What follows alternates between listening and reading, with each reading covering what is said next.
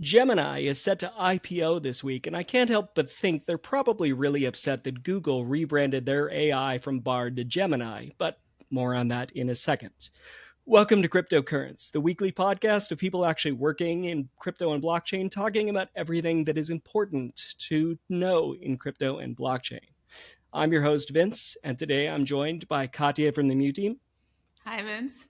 and special guest Humpty from the Ontology team. Hello.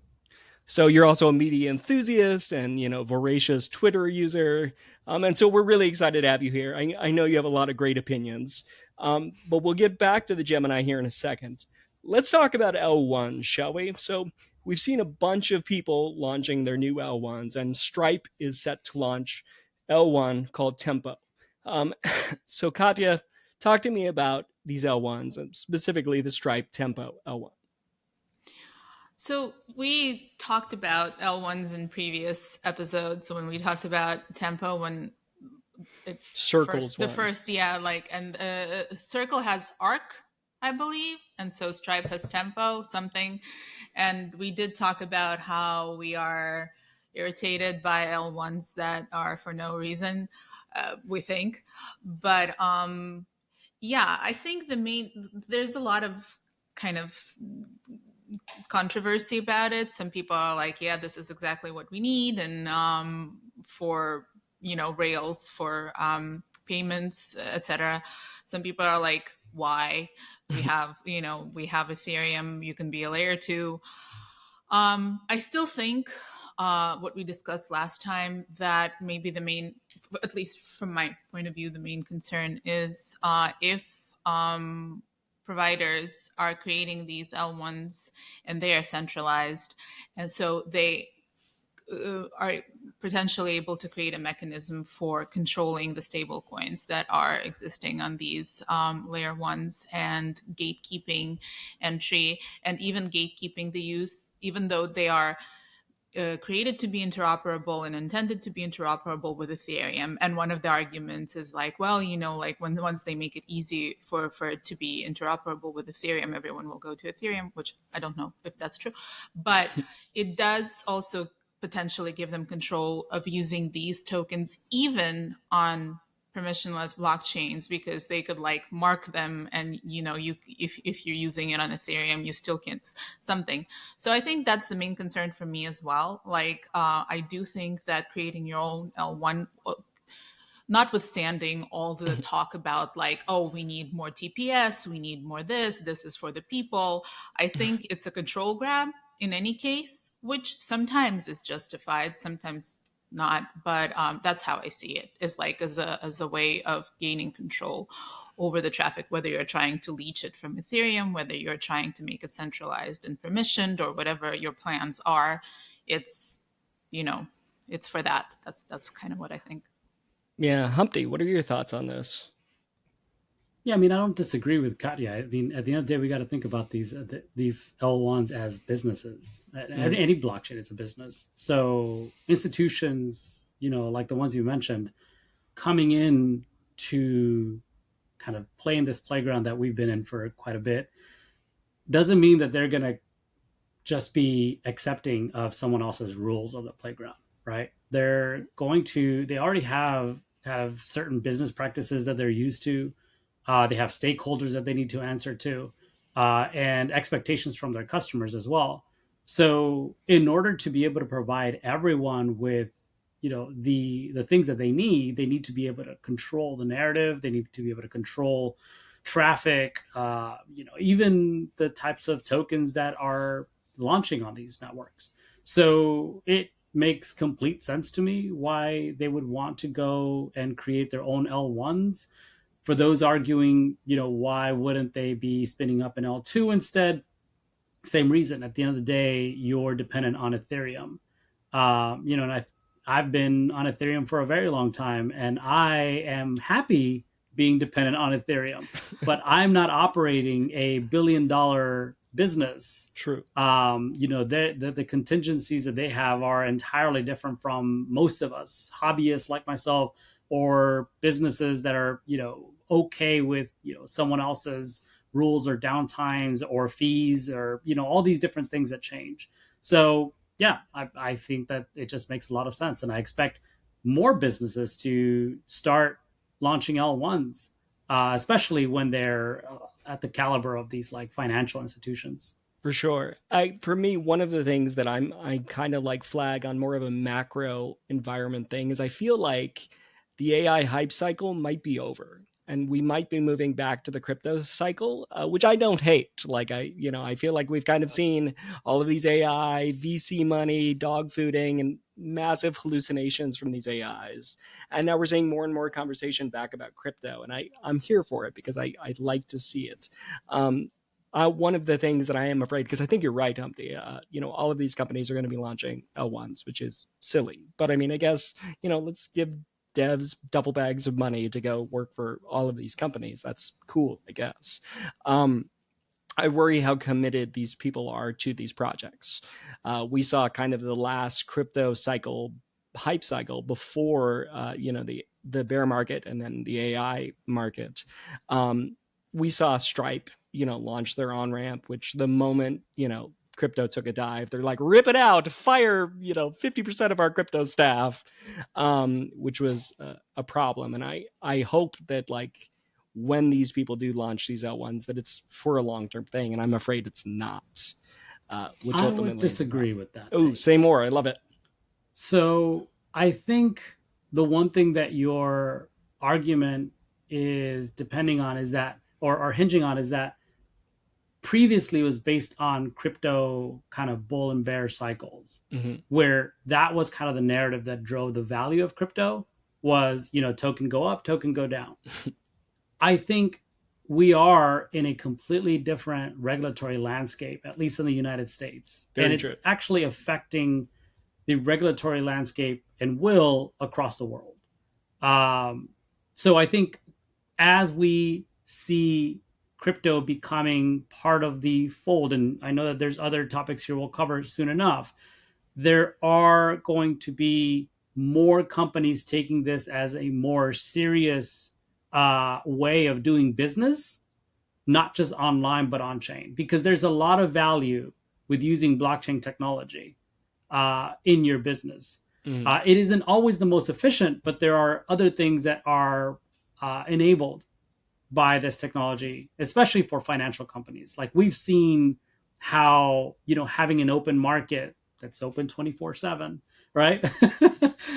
These things really affect the way that the culture of money changes, and the Mm-hmm. way that also for many of us who are online, maybe terminally online, deal with the world.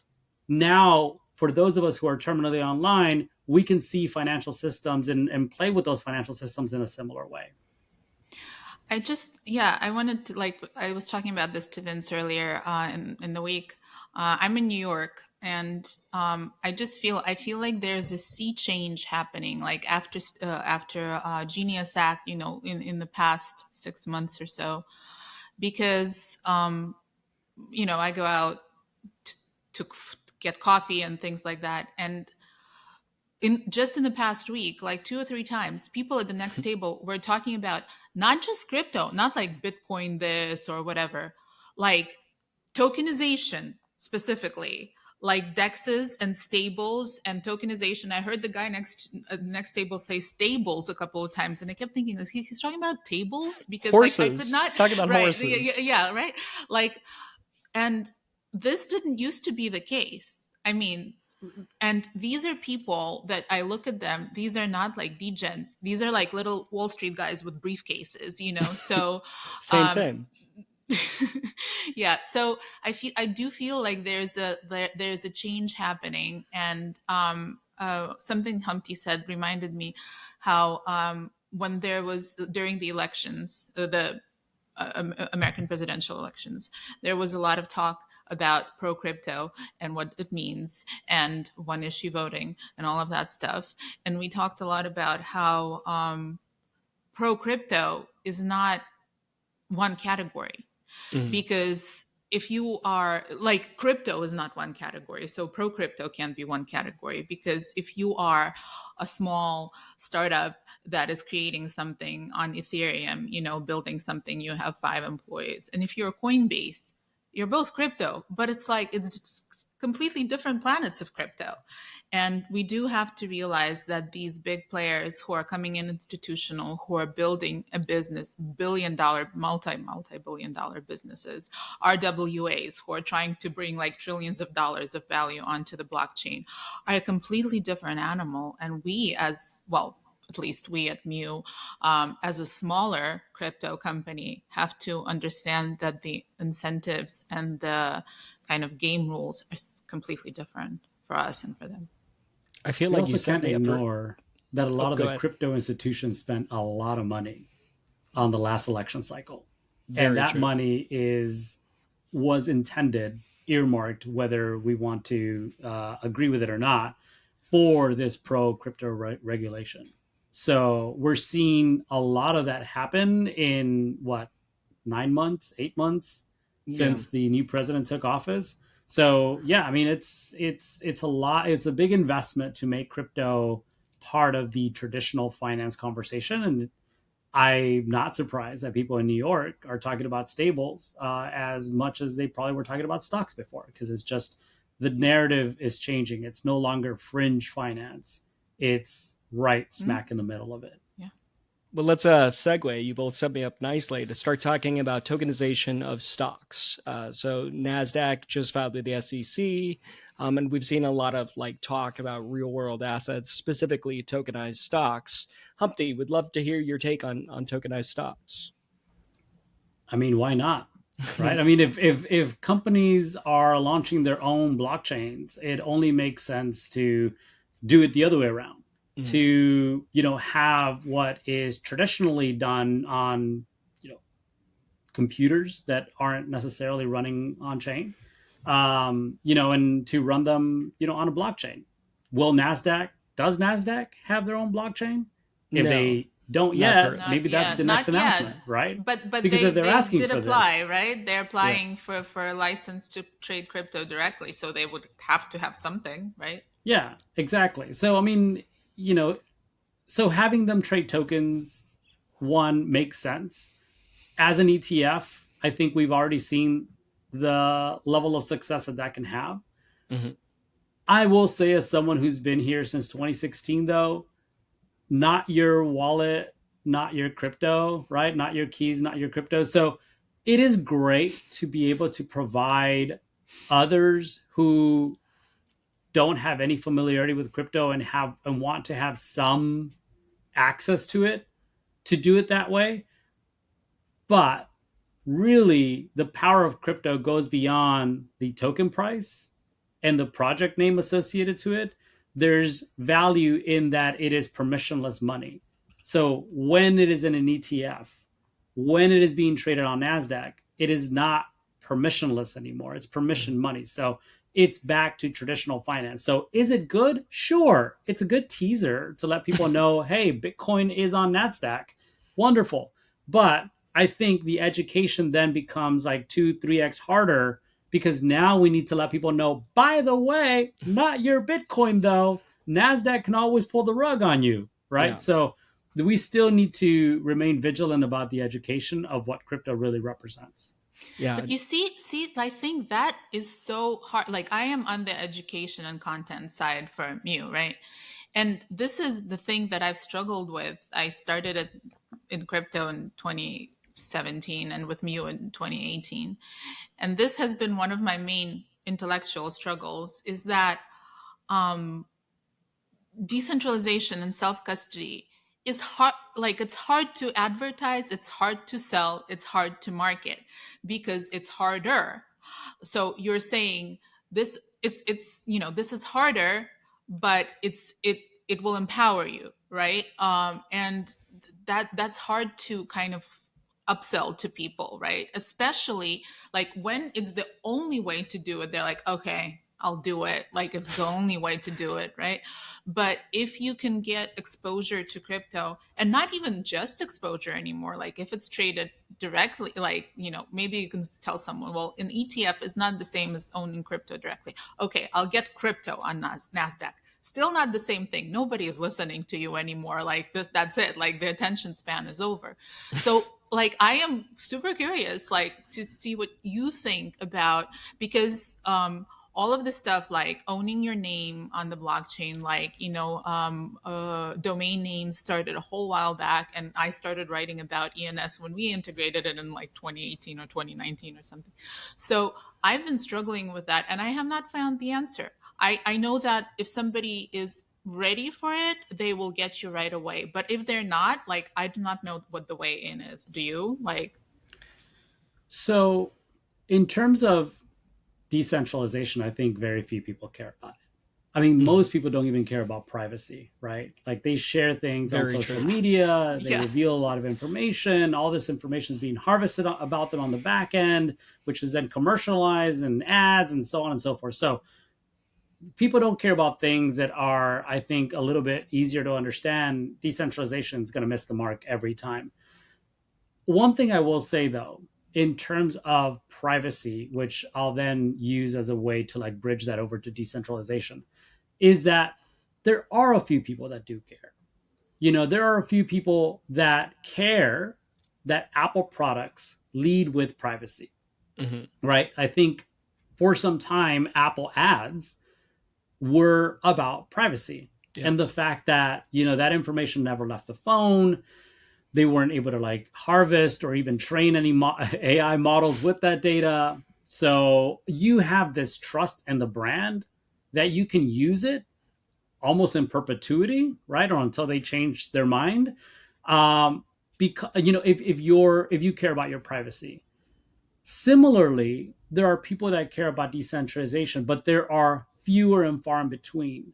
And our job is to keep talking about it so that those people who care about it find it and take the necessary next steps. Now, the next steps are hard, right? Like owning your own keys, wallet, that no one understands what that is. Yeah. Something as simple as a password, okay, maybe, but we're now talking about, is it custodial, non-custodial? Again, language is not part of like normal people's lexicon or conversation.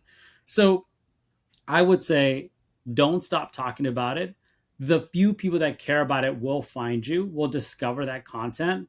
Think about good SEO, so that the people can find it, or whatever AI SEO looks like, because most people are using ChatGPT now to like do Google search or searches instead of Google. Yeah. So the point is, we need to keep having this conversation. We need to make sure that the right people are finding it, and we need to make sure that the way for people to own their crypto, own their keys, is as simple as possible.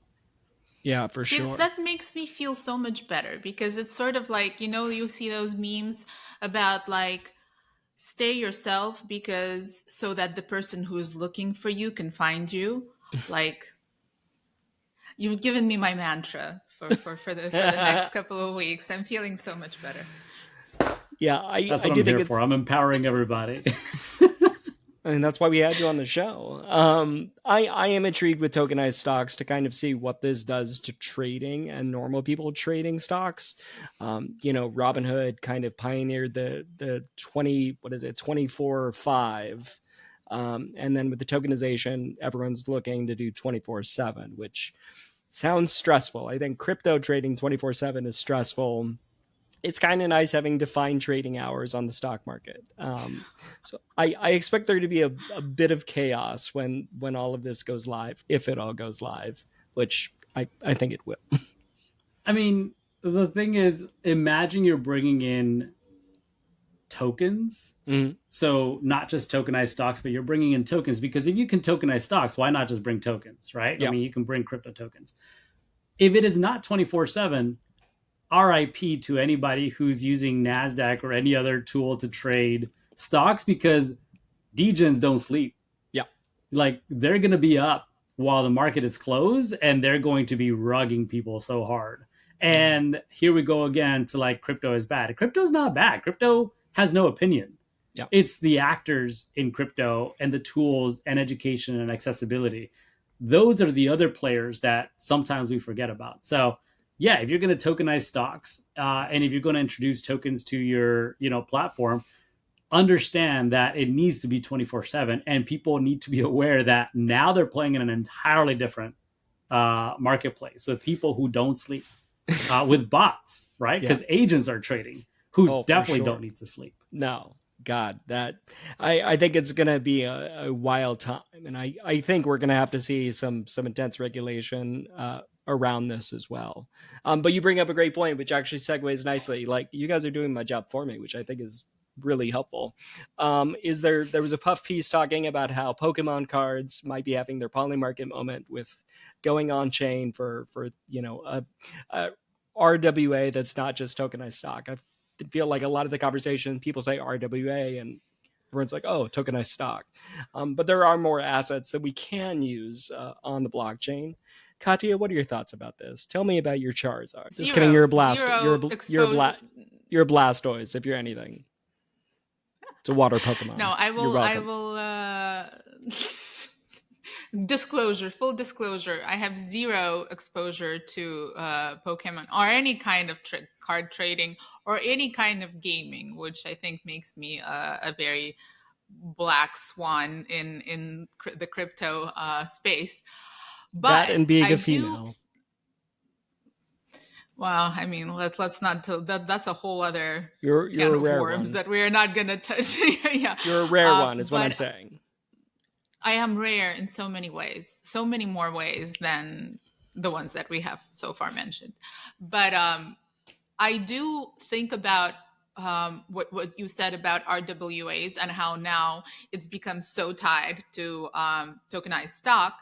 But we do talk about NFTs every once in a while.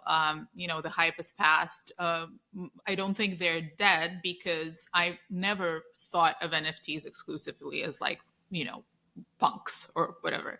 I do think about NFTs much more and always have as deeds to actual property, things that are documents. I'm originally from Ukraine. I am an international kind of person, traveler, and so I think about documents and how you want to keep them safe and how you want to have them with you and how they're portable or not portable. And, like you have files on your computer and you have printouts and you have copies in one place and all that crap about ownership of things that you own or proof of your identity, etc. That I have a daughter. I have to keep track of that stuff for her until she's old and able enough to. So I think about NFTs much more and RWAs as things that can be brought on chain besides the financial stuff, because I see in my life even a lot of utility for that sort of thing where I can just point to a place on chain and says, here's my proof, instead of like having all the copies and making sure I have all the copies and making sure I have all the originals where they're supposed to be. I even though NFTs are kind of a joke right now in the space, I don't feel that way. And when I see things like this, I think this is nice, this is fun, it's puff, but I believe that the time for things being unchained that are truly important to people, with, of course, the appropriate privacy tools Mm. to keep those things gated in the way that the user wants them to be and only exposed to those that are appropriate to view them, etc. I think that's still coming. Like stables and tokenization is the thing right now. I think the time when RWAs for data and for things that are important to us, that are physical but are useful to be unchained, that's still coming. So that's Yeah. kind of what it makes me think of. Oh, I agree with that. Humpty, what are your thoughts? So it's interesting, right? Because going back to something we said a little while ago, crypto isn't just like a financial thing. I think it's the easiest thing to kind of lean into just because it's been the most successful thing. Yep. So Pokemon cards or any other trading card game makes sense because there is a bit of degeneracy when it comes to it in terms of like Mm-hmm. how you value it, how you trade it, the communities that are built around it. So I expect that to be incredibly successful. It's just hard when you have to document something that is physical in nature and then tokenizing it so that it retains some value and ensuring that the physical good is not deteriorating because the digital good will not, right? Yep. It's on chain. Um, However, with that said, I'd be remiss if I didn't talk about digital identity as not one of those things that needs to be tokenized. That is Ontology's whole kind of mission, is to build technology that is enabling your identity and any other kind of credentials that are associated to that identity to be private, Mhm. to not be on chain, to be shareable and really only with those individuals who you want to share information with, and to limit the information that is shared. Yeah, So, in terms of putting your, passport or other digital or other like physical identity, your credit scores and all such, it doesn't need to be public information, because there's a lot of nefarious actors that could do a lot of horrible things with that oh, for sure. information once it's on chain. So there are a lot of technologies that have been built for that predate blockchain for some. DID and VCs for one, has been around for quite some time. Built by the W3C, as a standard, which they are the contributors to the web. And this is the standard that Ontology uses in order to be able to build upon tools such as like an identity wallet, and which allows you to create credentials that you associate with your DeFi activity, or if you're a part of some organization and the work that you do, and so on and so forth. So, and then there's others like ZKs, right? Like Mhm. zero knowledge proofs. These are a lot of different types of technology that are better suited for that type of application. But going back to Pokemon makes a lot of sense. I have Pokemons. I collected them when I was a teenager. Thankfully, my dad kept them for me, so they're still in great condition in binders. So, will I put them on chain? We'll see. I've got no interest in it yet, because the only thing I was thinking about is I was going to hand them down to my daughter, and when she was old enough, and if she cared about it, fantastic. If she didn't, she can go and sell it. But if they're on chain, there might be some other connection to my identity, Mhm. that again speaks to who I am, to an audience that I care to share that information to. Katya was talking about your naming systems like ENS. I got my ENS for 100 years. Will ENS exist for 100 years? I don't know. I don't care. For me, it was a signal that in the future, if blockchain is still around 100 years from now, my family could look back and have like a little peephole, instead of into the internet, into the blockchain, and be like, what was dad doing? He kept talking about like Bitcoin to us since like 2016 and nobody believed him, but hey, look, there's some proof, Yeah. that he was early. There was some proof of his degeneracy, right? But there was some proof also of the value he created on chain. But another thing is that I see these memes now about like that Gen Zs will ask you like, for Gmail, how did you get your name? And it's like, I was there when it was invented. And so I have my name on a Gmail, and I never thought about it. Like I never thought it would be a time. So I have my name on an ENS domain. I have others that are not clear who I am, but I do have, so it's kind of like, yeah, I was there when it was invented, and it's becoming more of a. I do agree that it's a kind of thing where I'm not very active on chain. I'm not a degen. I'm more of a scholar, I guess, of crypto and blockchain. But some of these things, like I did have these milestones that I did think were important, and I do value them. And I also talk a lot about like how it's important. It's important for women also to be in blockchain, because usually in families, women are the ones who are passing on cultural and social and intellectual values to their children. And Mm-hmm. so with crypto, and like you said, like you have a daughter, I have a daughter, like there are people who started out in crypto early whose children are already old enough to understand and be Mm-hmm. interested. So we are not so early anymore. We now have a second generation that we can pass it on to, and some I'm sure are old enough to have grandkids, by now. So like it is definitely, there's already a legacy building up, let alone in 100 years. I was there, Gandalf, 3,000 years ago. Um, Awesome. Well, let's go back to where we started with the Gemini IPOing this week. We're recording on the 10th of September, and Gemini is set to IPO later this week, which will be the Winklevi's chance at sunshine and dollars rained upon their heads, probably. And we don't really need to get into the specifics of that, but I would love to just kind of hear from you, Humpty, about we've seen a lot of crypto companies IPOing, Circle, Gemini. There's another one IPOing this week as well in the lending space. What are your thoughts about these crypto companies IPOing? Again, it's the normalizing of crypto. Mm-hmm. These are institutions, they're businesses first, right? They're Yeah. not just brands, they're not something that was born from like some on-chain project that someone built in a hackathon. Gemini was built as a company to make a lot of money from the trading of crypto. Yep. They were early, good for them, right? Like, I mean, they leaned into something that they believed in. They had the resources to go about it, and they built Gemini. Do I use Gemini? No. Does it matter? No, not really. The fact of the matter is they're an institution that's been in this space for quite some time.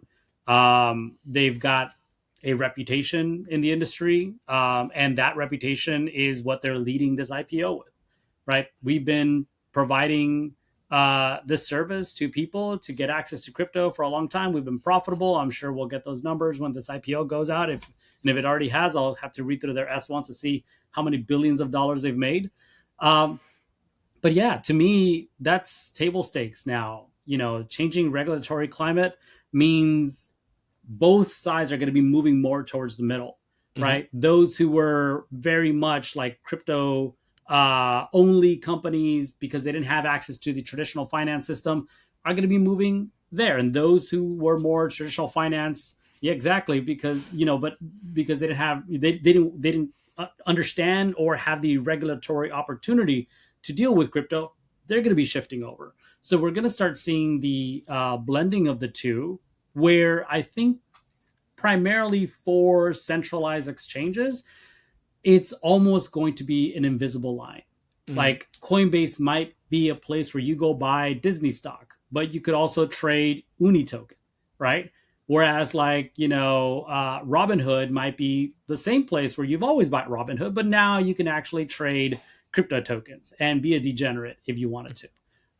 So it's going to be interesting. And for me, that reinforces the idea and the necessity for building good decentralized tools like DEXs, those that primarily live on chain, because that's where a lot of people experiment and build with. And the risk is high, but the opportunity or the opportunity to succeed from that risk is also incredibly high compared to those that have already been tried and tested and then going to these centralized companies. No, for sure. Katya, talk to me about Gemini Space Station. Which is the actual name of the company, by the way. I didn't know this till I was reading through their filings. Gemini Space Station is the full name? Is the full name of the company. Yep. Today I learned. I didn't know. But yeah, like the thing that I was doing earlier, I was doing because we've actually talked a lot about this on the podcast. And I keep talking about how I learned a couple of weeks ago from ChatGPT that apparently the emerging term for TradFi and DeFi fusions is either CDFi, Central Decentralized Finance, or HiFi, HYFI for hybrid, which is also kind of HiFi. All I think about are sound systems. That's all I don't know. Maybe I'm revealing hi-fi. Just think of standing outside in a trench coat with a boombox. Correct. That's what I think. Not about hybrid finance, but yeah, and they are, and I think exactly how Humpty was saying that. I thought it was an original thought, but as you always find out that, it's not actually. But that crypto companies that started out as centralized are dipping into DeFi, and vice versa. Crypto companies who have always been self-custody and decentralized are now being able to get exposure to traditional finance in various ways. And I think one of the reasons for that is that Nobody's quite sure how the chips are going to fall, whether decentralized will eventually have more, like we all hope, have more value. It's the value, it's going to become apparent to more people, and so they want to have exposure. Or the old big players, serious businesses are going to win, and it's all going to be about decentralized. And so DeFi wants to be positioned for that sort of thing with tokenized. So I think everybody is trying to position themselves for either way. So yeah, I think like for those who are excited about Gemini for whatever reasons, this is big news. But I think after Coinbase, I mean, I count Robinhood among these. Like after Robinhood and Coinbase and Bullish, and it's becoming less news, but more of just like, of course. So yeah, I kind of wonder, it's interesting for me to see who's going to eat whose lunch, whether now that everybody has an opportunity to do everything, whether it's going to make DeFi redundant, Yeah. because centralized is just going to be like, we are like bigger, we are older, we're like we're just going to like crush, yeah. Or I agree with Humpty's or answer. no, yeah, or it's going to be like, it's just going to make decentralized blockchain self custody. It's going to give it an opportunity to shine. And I mean, I also hope and think that Ethereum wins, like DeFi wins, because we are from here, like we are in the trenches and we are biased. I mean, I also think that, I want to think that, but I wonder. No, I agree. Well, listen, you guys, this has been a wonderful conversation. Before we wrap things up, Humpty, please take center stage. Tell the people what you have going on with your life, where they can find you. We'll also include links to your Twitter handle below, but tell us what you got going on. Yeah, I mean, I'll start with, go check out ont.io. That is Ontology's website. And I talked about privacy, identity, credentialing, all that stuff. They do a lot of really great stuff, and they continue to build in that space of privacy and identity. As for me, I am an on-chain media enthusiast, so I would primarily point you to Farcaster, where I'm at, humpty.eth there. If not, go check out my X. I'm sometimes there, Humpty0x. I'm going to be at DevConnect. So if you're going to Argentina, one of the largest Ethereum's World's Fair, come check us out. I'm going to be probably doing some media content there and some community hub activation. So I love to get involved, stay involved in the Ethereum community. So that's where you can find me. Love it. Well, thank you again for being here. And thank you, dear listener, for listening. I hope you feel smarter, because you should. You've just been read in on everything you need to know by some very smart people, myself not included. Make sure you follow the podcast wherever you get your podcasts. Subscribe on YouTube. Make sure you find the links to all of our Twitter or Farcaster links below. And we'll see you in the next episode. Thanks, everybody. Bye. Bye-bye.